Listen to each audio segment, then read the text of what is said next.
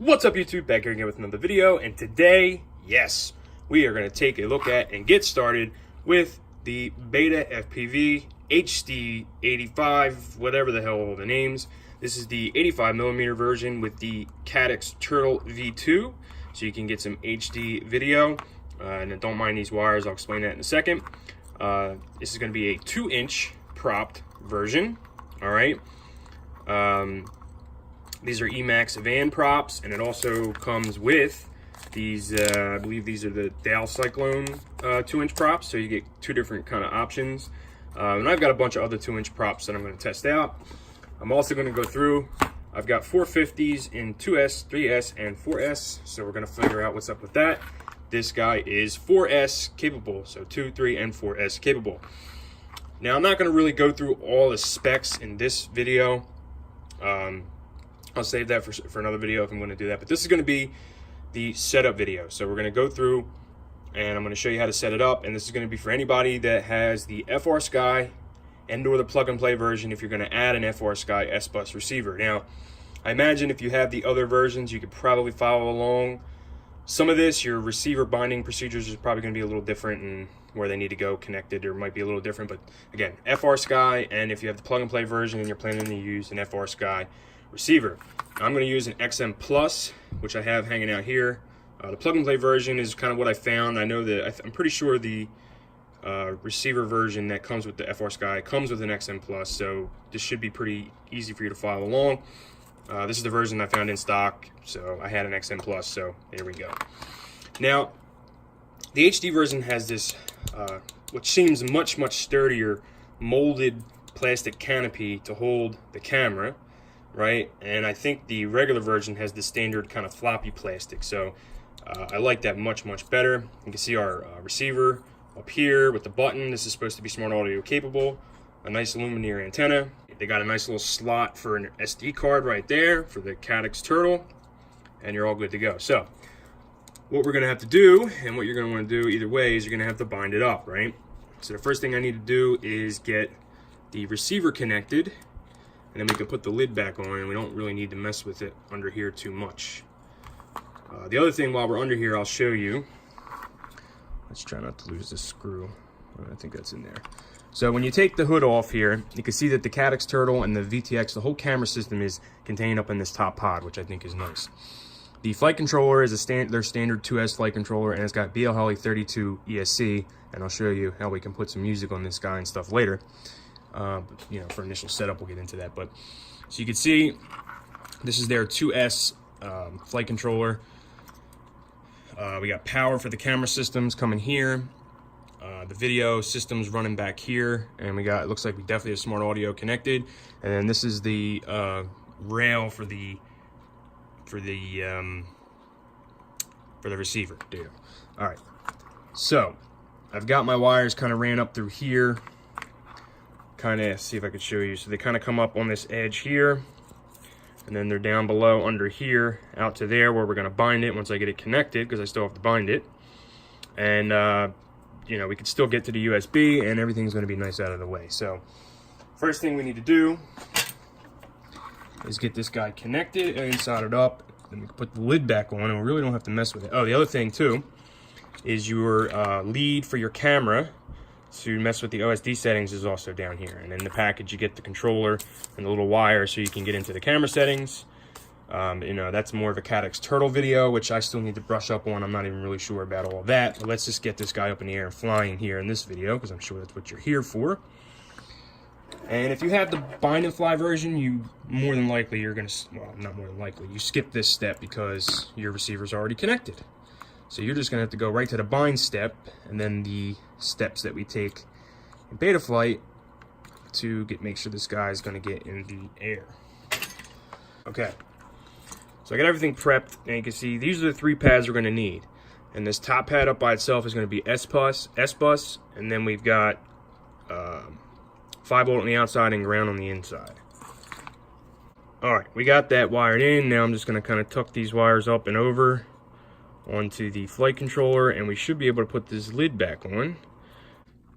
Okay, now we got those 3 wires connected, we got the canopy on, now we can bind it up. So we're gonna flip this guy over, and here is the bind button. Now you got to go on your transmitter and go to bind mode, and this is going to be a D16 because it's an XM Plus, and if you have an XM Plus, it's D16. Now I've got a power supply here, so I'm just going to bind on my radio. Telemetry off because this doesn't have telemetry, and we're going to power it up. Okay, so we held the button, powered it on. We see we got the red and green light there. That means we got a good bind. So I'm going to stop the radio, unplug, and replug, and let's make sure we get there we go, we got a solid green light. So now we know we're bound, and that's going to be good enough there. So we know that everything is working so far with that. All right, binding procedure is finished. Now we need to take it over to Betaflight.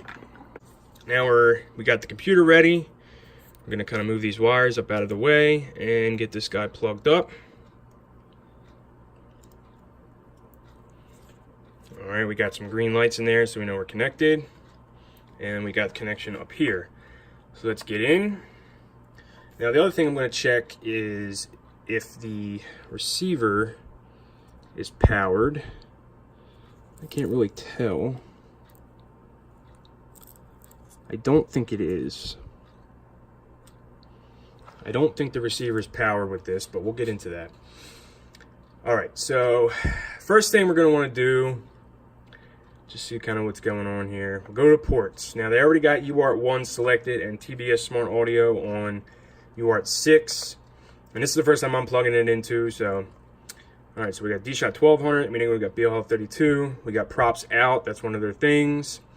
8 and 8, this is how I would leave that. Arming 180, which means you can arm it at any time. We got X series. I'm just gonna call this the Beta85 HD. I've never really messed with that, but I'll leave it. Okay, so we got S-Bus already selected there. Let's see what they got down here. We got LE strip activated, so that's cool. We can play with that. OSD, anti-gravity, dynamic filter. So pretty much everything, and I like to enable this. This is already enabled, so I'm gonna give it a little louder tone. All right, let's go to 3 for the little motors. Everything looks good there, so save and reboot for anything you changed. Now,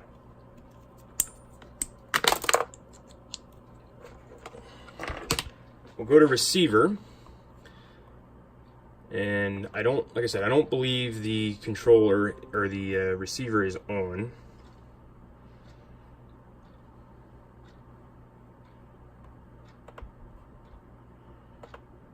All right. Sometimes it's free.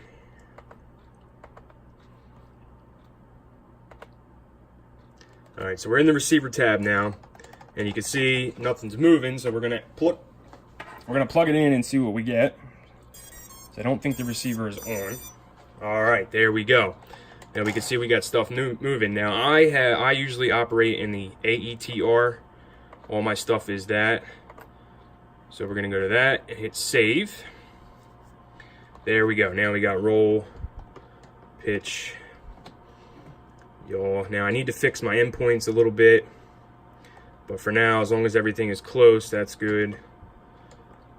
That's good. That's good, and throttle is good. So actually they're not too bad. Now, because I have the XM Plus and I gave it the firmware to run my RSSI on aux 4, we're gonna go over here and put this to aux 4. And then I'm also gonna change this to 1010. This is something I like to do, give it a little less deadband. And as long as your min throttle is below that 1010, you won't have a problem arming. So we got min throttle at 1000, so we should be good. We'll save that. Now, I want to check in setup to make sure that it took the RSSI setting, and we can see right here, RSSI is moving around, so we're good there. That actually took. Now, modes is the next important thing. Get this guy in the air. And let's see, we got arm on aux 1 already, so I'm good with that. Angle on aux 2. I like to have these guys start up in angle, my micros. I don't need horizon. And since air mode was fully selected, we don't in this middle position, it will just be in air mode because it's not selecting anything, and air mode is enabled all the time. Now I like to put my beeper. Quietly step back from the pilot and live to see another day. On aux 2 at the back, and we got D-Shot beeper available. I'll tell you what, so they got air. I didn't select air mode, so that's fine. We can put air mode in the middle here on aux 2. And again, you kind of customize this for yourself. So this is how I like it. So position 1 is going to be angle of aux 2. And then we got air mode in the middle, and then the beeper on the bottom. Quietly step back from the pilot and live to see another day. And then we're going to do flip over after crash. I do that in the middle of aux 3. So there we go. We got flip over after crash, and that is literally all I do in modes. So let's just hit save again. And at this point, it's going to be ready to fly. So we're saved there. Let's do the OSD. And I'm not going to do LED on here because I'm not all that proficient with the LED menu and stuff and everything on there. It's kind of more complicated. There's some videos out there you can watch on that. But as long as you activate it on the configuration, you'll be able to mess with it down here. Alright, now we want RSSI, main bat. I don't want crosshair. Timer 2, fly mode, craft name, throttle position. I don't really care about mod draw because it's never, or milliamp hour draw, because it's never accurate anyway. Warnings, and I like to use disarmed.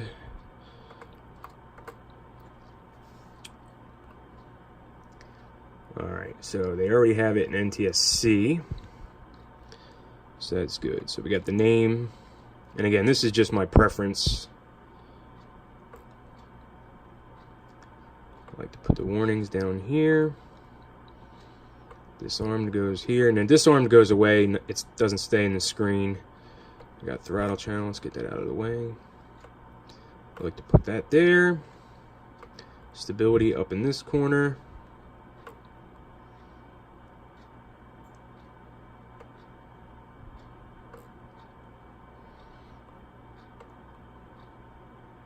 RSSI right in the middle.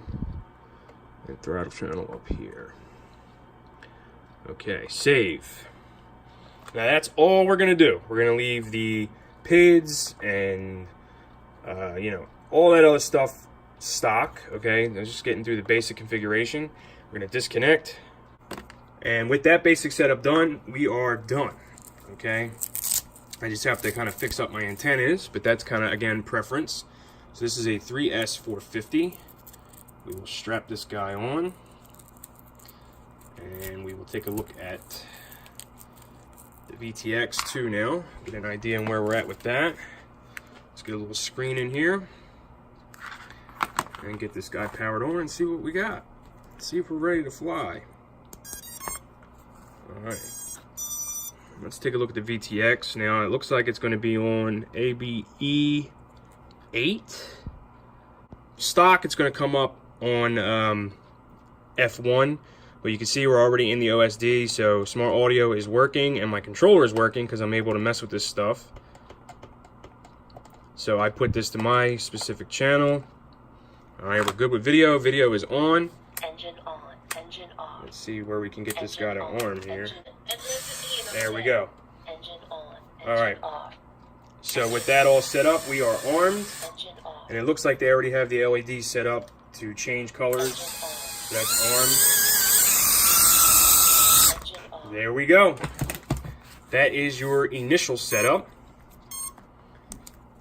of the Beta85. So it's pretty similar to the other ones. It's binding, getting your modes, and getting you in the air, the basics. They've got everything kind of set up pretty well.